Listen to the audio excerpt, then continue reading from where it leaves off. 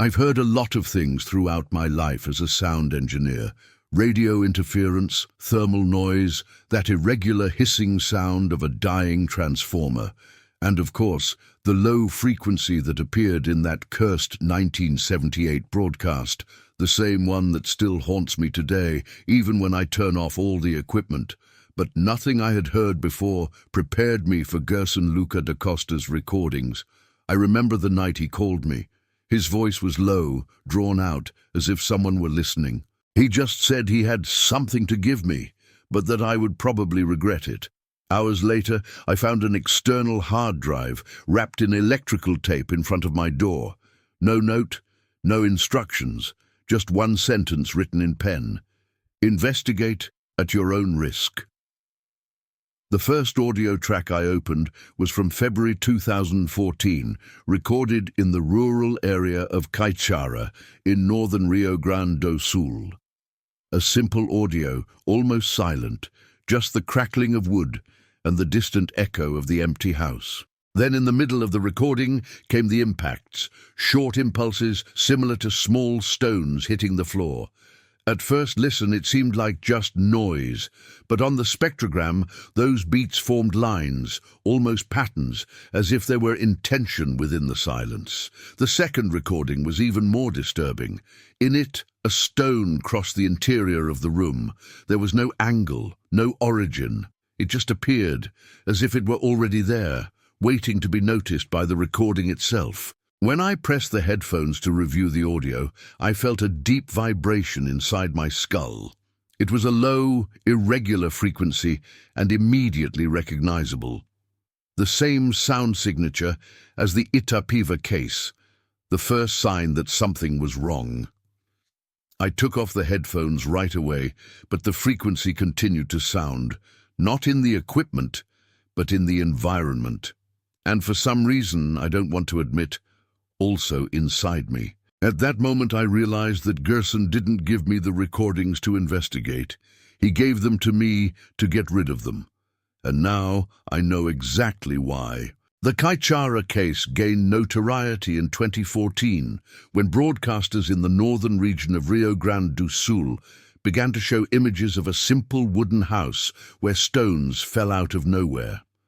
The press treated it as a curiosity, a mystery of the countryside, but those who live in rural areas know that the story was much more intense than the report showed. Documents from the city hall, testimonies from residents, and even records from the military brigade point to phenomena that do not fit any known explanation. And that is precisely where the situation begins to get dangerous, when real facts accumulate too quickly to be ignored. I myself would not have revisited this case if it weren't for Gerson Lucca da Costa. He worked in audiovisual media, filming for local programs, and had a habit of saving everything, absolutely everything he recorded. He was the one who recorded the first stones before any TV crew arrived on the scene. Years ago, when we were still in contact because of the Itapeva case, he mentioned Caiçara in passing, saying that there was something strange there. But at the time, I didn't think much of it. Today, I realize that he was trying to warn me. Gerson's recordings were not organized. Some files had random names, others were corrupted, as if someone had tried to delete them and given up halfway through the process. Among them, I found short videos of the house during the early hours of the morning, recordings of interviews with neighbors, and mainly long audio tracks where almost nothing happens, at least at first listen. Only when I analyzed the frequencies did I realize that there was a hidden pattern within the silence, similar to what I detected in Itapeva. A sound signature that should not exist in natural environments. The family involved, here I will call them the Mendanha family, although that is not their real name, lives in a rural area that is difficult to access. They are simple people who would gain nothing by publicizing such a case. On the contrary, they lost a lot. The house was demolished. The community's routine was disrupted, and even today, some residents avoid talking about the subject. In the unpublished recordings, you can feel the real panic in the family's voices, something that no news report truly captured. My interest was not to prove anything to anyone. It was to understand why the frequency that has haunted me since 1978 reappeared right there in the interior of Rio Grande do Sul 40 years later. Whatever happened in that house happened consistently, repeatedly, and was documented. Gerson's material and his mental state leave no doubt that there is something bigger connecting all of this. And now, with the hard drive in my hands, I have no choice but to move forward. The first sign that something was wrong did not come from the 2014 recordings, but from a much older file hidden among the materials that Gerson Lucca da Costa left at my door. Amid disorganized folders, I found a video dated 1999, a 6-minute report that had aired on Ana Maria Braga's show. I didn't remember this case, but I immediately recognized the pattern of the images. A wooden house in the rural area of Caiçara, frightened residents, and stones that seemed to come out of nowhere. As I watched closely, I sped up, slowed down, and turned up the volume of the ambient noise. There, almost inaudible, was a low-frequency oscillation, a deep vibration that did not fit in with any rural environment. It was the same pattern I had detected in the 1978 prohibited transmission in the Itapeva Case. It was there, in that old archive, that an uncomfortable feeling began to form. Caiçara was not an isolated event. It was an echo. When I delved into the main recordings, those from 2014, I realized that Gerson had captured much more than he showed to the broadcasters. His files were raw, direct, unedited, the kind that only an obsessive technician would have the patience to store. The first sequence showed the interior of the house, only his breathing and the crackling of wood. In the second file, the dry impact of a stone. On the spectrogram, the sound had no trajectory. It appeared complete, as if it were being injected into the environment. And in the third recording, a stone simply appeared in the frame, without falling, without shadow, without displacement of air. This was not physics, it was something else. In the fourth file, I heard Gerson mutter something to himself. If he saw this, he would tell me to leave. It wasn't meant for me, but it was. The mention made no sense, and yet it resonated like a distant memory. I kept watching. In the fifth file, while recording the outside of the house, Gerson captured the same low rumble I had identified in the 1999 video and in Itapeva. A low, persistent frequency, almost like an underground motor vibrating beneath the earth. This sound pattern, rare and impossible to reproduce without industrial equipment, was repeated at various times. With each new track, the discomfort increased. I tried to rationalize it. Maybe it was line interference, pole vibration, trucks in the distance, anything. But as a sound technician, I knew it wasn't. Neither wind, nor animals, nor machines produce that kind of modulation. It was as if the frequency was looking for space to manifest itself, appearing and disappearing at irregular intervals, almost breathing. I spent 2 early mornings analyzing files, varying filters, isolating harmonics, trying to find a mathematical pattern. And I found it. The frequency varied between 19 and 22 Hz, the same interval captured in 1978 when the transmission interfered with radio lines that should never have been connected.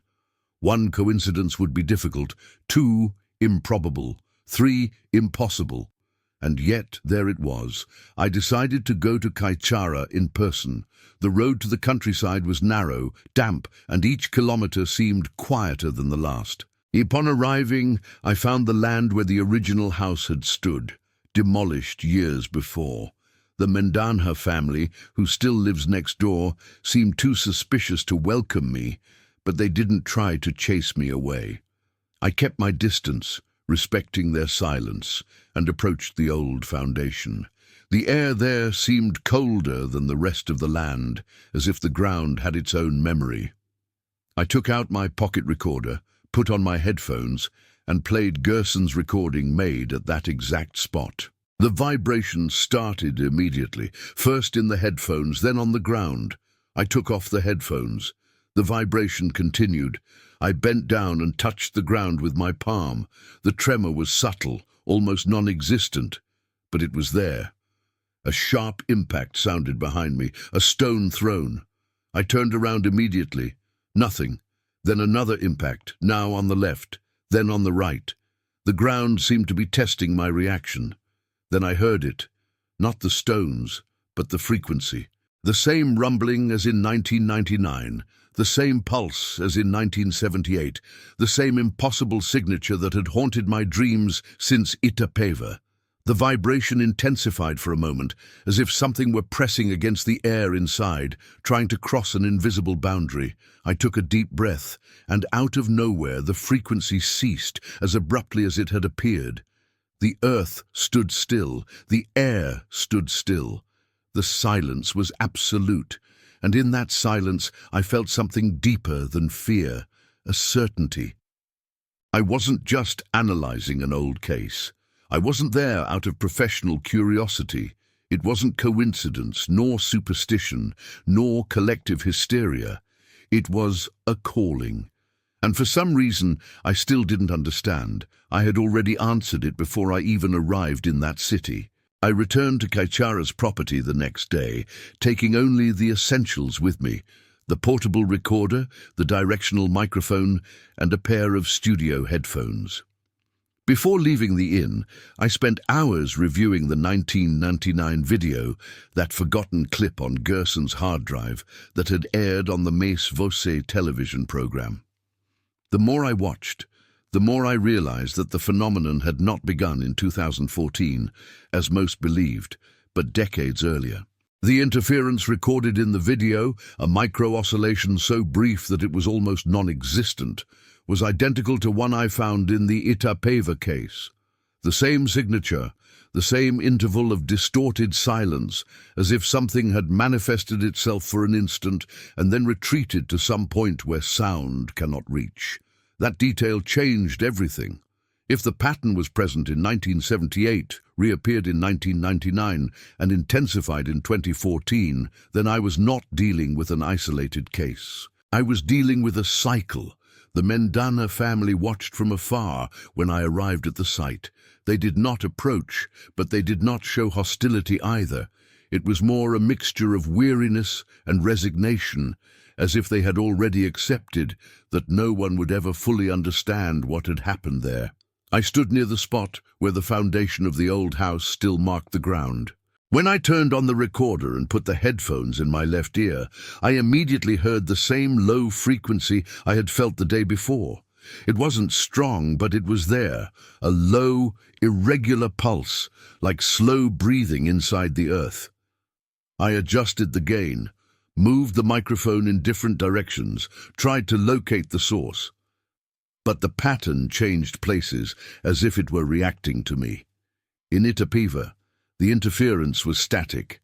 Here, it seemed conscious. When I moved a few meters toward the spot where, in the old photos, the wardrobe had been knocked over by the phenomenon, the frequency rose in intensity for a second, as if it had sensed my approach.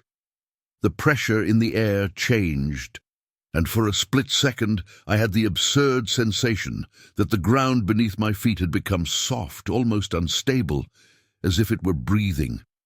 I continued recording, trying to keep my rationality above my instincts. But the first anomaly of that day came quickly. A long, clear drag of heavy furniture being moved across a wooden floor. Except there was no wood there. It was clean, level ground. I played the audio back 3 times. The sound was there, with the typical resonance of a confined room, and it came from right inside the perimeter of the old room. As I approached that spot, the father of the family came up to me. His steps were slow, careful, as if he were avoiding stepping on certain areas of the ground. He looked at the floor and said almost in a whisper, "Sometimes it comes back." I asked what came back. He took a while to answer. "The noise. The things. We don't talk about it. I tried to ask more, but he simply fell silent and returned to the porch. His reaction said much more than any formal statement could offer. Those who have experienced something inexplicable carry a kind of restrained fear, not of the phenomenon itself, but of what it awakens within their own minds. I decided to do a resonance test, the same one I had used years before in Itapeva. I set a pure tone of 32 Hz and let the microphone pick up any response. At first, nothing. Then a slight variation, an oscillation between 19 and 22 Hz that seemed to try to adjust to my stimulus. It wasn't an echo, it wasn't interference, it was active behavior, and a few seconds later the stones began. The first fell far away, a dry impact against the ground. The second fell closer. The third did not fall. It simply appeared on the ground, as in Gerson's recordings. It appeared whole, as if it had been revealed rather than thrown. I turned off the tone immediately. The frequency decreased. The air became static, as if a weight had been lifted. But it wasn't relief. It was anticipation. A feeling that something was watching me without haste. I returned to the inn with goosebumps still on my skin. I transferred the files to my laptop and started listening to the late afternoon recording. That's when I noticed something that wasn't there at the time of recording. Short, irregular breathing between the impacts, very low but continuous. I played it on loop, applied filters, increased the amplitude. The breathing was there, accompanying the low oscillation as if it were part of it. Breathing that did not belong to any human being present on that land. Breathing that seemed to hear back. And when I realized this, I understood that I was no longer just an observer. The frequency, whatever produced it, had recognized my presence. And for reasons I still didn't understand, it was getting closer. I had descended far enough to know I wasn't alone, but there was still much more below. The first revelations did not come as answers, but as glitches, small cracks in the sound I was trying to organize.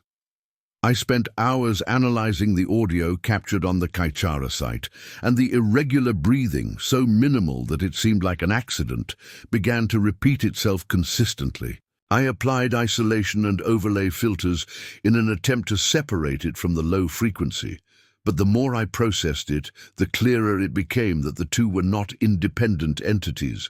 They breathed together, modulated together, appeared and disappeared in the same beat. It was as if they were two sides of the same phenomenon. At 2 in the morning, I slowed down a specific section to 3% of its original speed. That's when I heard something that shouldn't exist in any recording, a sequence of phonemes, almost words, emerging from the oscillation. They weren't clear, but they had enough cadence to suggest a name. Ka, is, ara. It didn't sound like human language. It sounded like imitation, as if the frequency had absorbed the name of the place and was trying to reproduce it. I compared it to the raw file. In the original, there was nothing. The almost words only appeared after processing, as if they were hidden under the noise, waiting to be revealed. From that moment on, any attempt at rationalization became an exercise in futility. Isolating frequencies has always been part of my routine, but I've never encountered anything that behaved so responsively. Each filter I applied seemed to awaken something in the file, as if I were touching layers that should not be touched. I continued listening through the night and found other similar variations, a sound that resembled back, another that sounded like down, and a third that I don't know if I misinterpreted or if it really formed the initial syllable of my name. It was the latter that made me stop. My heart raced in a dry, almost painful way. The mind tries to label everything: pareidolia, auditory stress, fatigue. But none of that explained why the modulations only appeared when the audio was examined deeply, almost as if the recording were a container and not a record. The feeling was clear. It wasn't tied to events, but to files. I then decided to review the 1999 video of Ana Maria Braga's program, looking for any visual element that would confirm what I was picking up in the audio. In the first few minutes, I found something I hadn't noticed before. A child in the background, standing still, staring at the door of the house. She wasn't the focus of the story. No one spoke to her. No one seemed to notice her. She seemed to be just part of the scenery.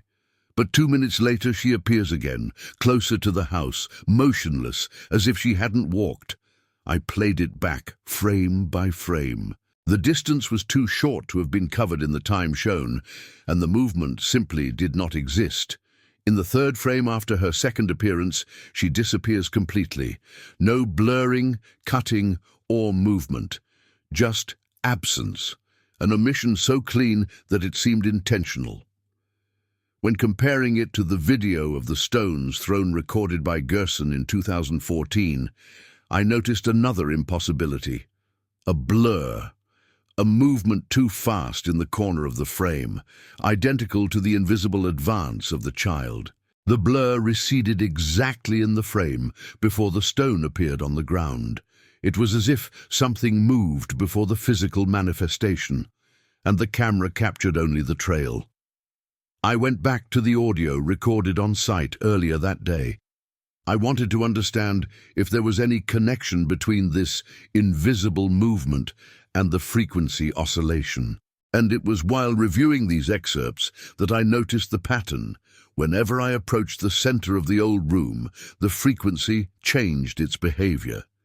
It did not increase gradually, but became more unstable, fragmented, almost anxious, as if it were reacting, adjusting to my proximity. At one point, as I brought the microphone closer to the ground, I heard a very subtle metallic tone, as if two frequencies were interfering with each other. There was no infrastructure there to justify this. It was an echo of something that did not belong to that place, or that moment. The impression I had was horrible. It was not me picking up the frequency. It was the frequency picking me up. It was already past 5 in the morning when I heard the final revelation, the worst one. Before closing, I played the last recording on the ground just to make sure everything was in order. That's when I heard my name, faint, distorted, modulating from within the frequency. It wasn't a human voice. It wasn't an echo. It was as if the phenomenon itself was trying to repeat a sound it had identified in me. Soon after, the irregular breathing reappeared, this time synchronized with mine, as if imitating my rhythm. I felt my throat lock up and immediately took off my headphones, but something remained, a presence, a clear, deep impression. I was no longer analyzing the case. The case was analyzing me. And now that I had revealed these hidden layers, now that I had heard what I shouldn't have, I knew exactly what would come next. I should have left Caiçara that morning. My instinct told me to leave, but at that point my instinct was no longer my own. When I woke up at the inn, the silence was so absolute that it seemed manufactured. The fan spun without making a sound, the road was silent, and even the insects seemed to have disappeared from the world. More unsettling than that was realizing that the frequency, the one that had been with me since Itapeva, was simply not there. It wasn't a momentary absence. It was as if it had been turned off. I opened the window and found a thin mist moving almost consciously among the trees. The whole environment seemed suspended, as if waiting for my next decision, and that feeling made me realize that I no longer had control over what was about to happen.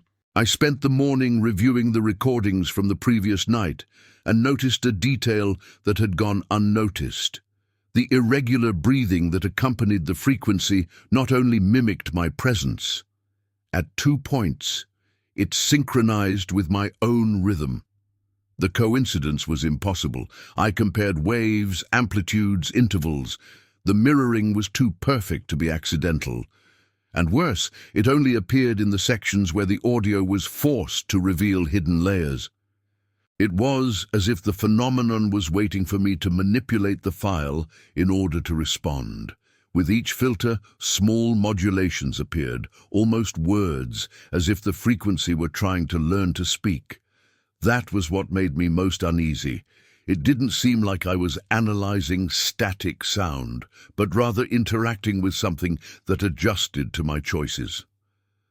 I returned to the site under the silent gaze of the Mendanha family. When she saw me coming, the mother approached just enough to ask me if I had heard anything last night.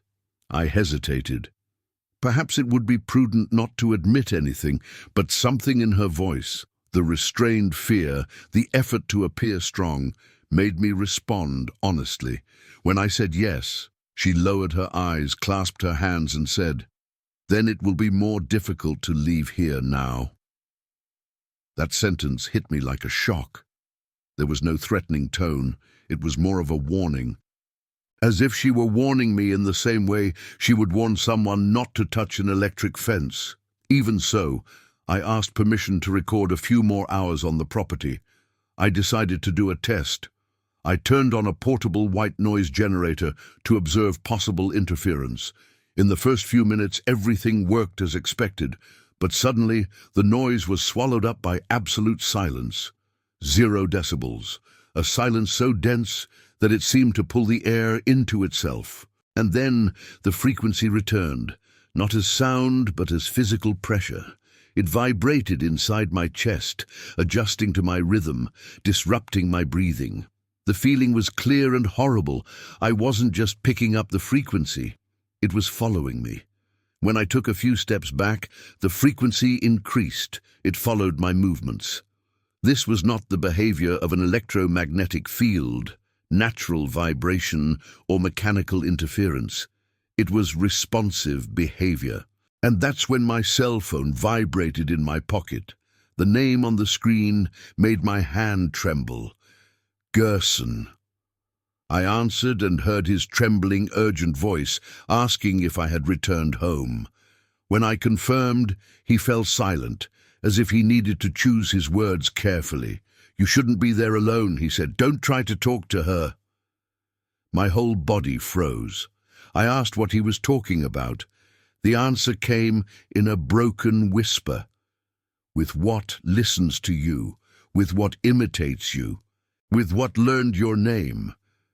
Before I could react, the call dropped. I stood still, holding the phone as if I were holding a sentence. The frequency changed shortly after the call. It became faster, irregular, as if the phenomenon had realized that I finally understood its existence. The center of the old house's foundation seemed to pulsate, although I knew it was a sound effect.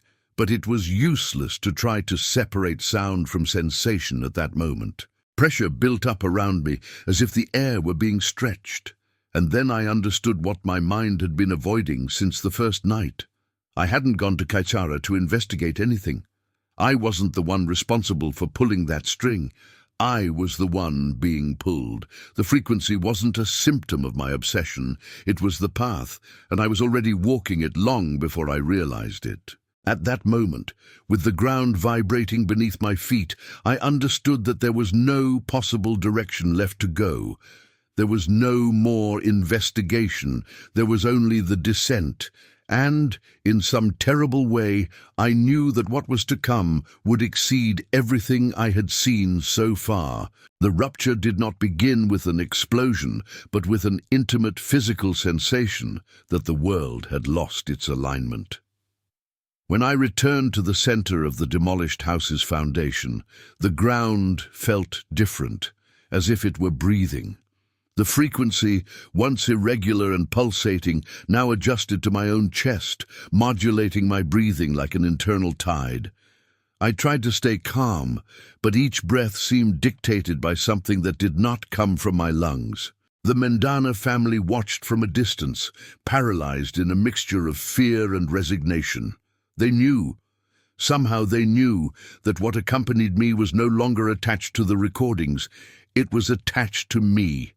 The air grew thick, the silence grew heavy, and then the ground vibrated as if it were being stretched from the inside out. And that's when I heard, for the first time live, the same synchronized breathing I found in the audio files. It was right next to me, too close to ignore. The first stone did not fall. It simply appeared. A faint glow appears in the air, almost imperceptible, and then the object materializes, hitting the ground with a sharp sound. The second appeared on the left, the third behind me. The fourth almost touched my foot. An invisible circle formed around me, as if delimiting the space where I should remain. The air rippled before my eyes, not like heat, but as if space were being bent. It was exactly the same kind of distortion I saw in the 1999 video, next to the motionless child who appeared and disappeared without moving. Only now I was inside the distortion. Then I heard a sound that should never have existed, an attempt at speech produced by something that had no mouth. It wasn't a voice, it was modulated pressure, as if a frequency were trying to transform itself into language. Say.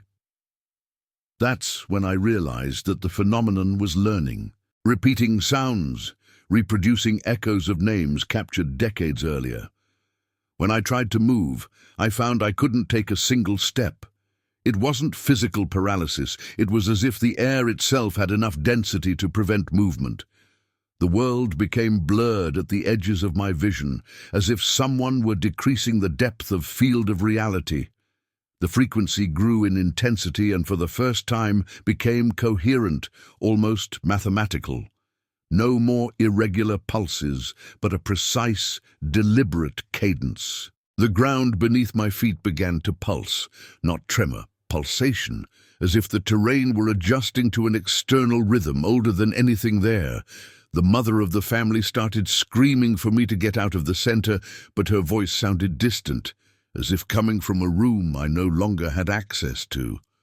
The air bent again, creating a luminous concavity, a point where the light behaved strangely. It was a fold, not a shape, not a shadow, just space curving. And then it opened, not like a window or a tear, like an absence, a perceptual flaw, a hole where the world did not exist, and from that absence came an articulate sound, a sound that cut through the pressure and reached my mind directly. My name, not spoken, but modulated. The frequency had learned to pronounce it. I felt my heart stop for a second, and at that very moment, I was sure that the thing inside that fold was not trying to enter our world. It was trying to get out, and using me as a passageway. The vibration reached its peak. The stones began to emerge in increasingly rapid patterns. The sounds became high-pitched, low-pitched, distorted, all at once. The wind blew into the fold, as if the world were inhaling. The phenomenon was not physical, it was spatial. It was perceptual. It was something that moved not by displacement, but by reorganization of reality. And in that instant, I felt that I was looking directly at the boundary between perception and presence. The final rupture happened without warning.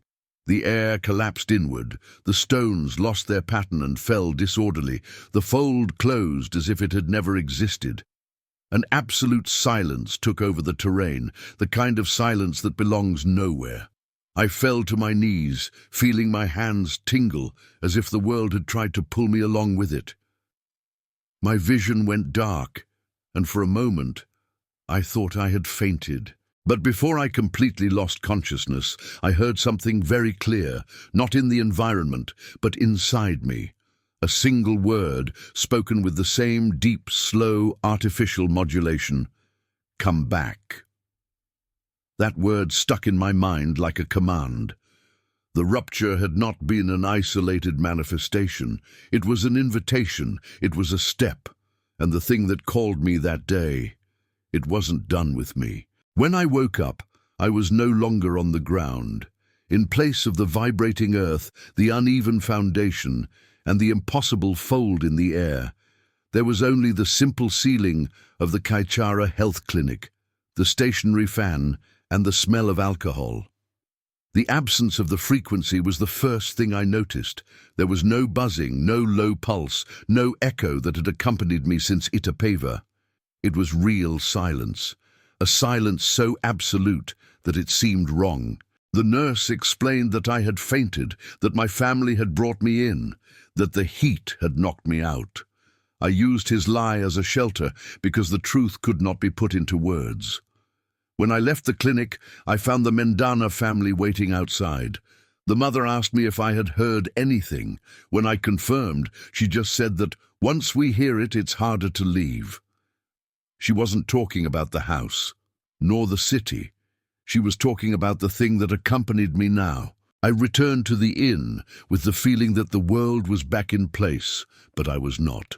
I turned on my laptop and listened to the recording from the previous afternoon, my heart racing and my hands sweating.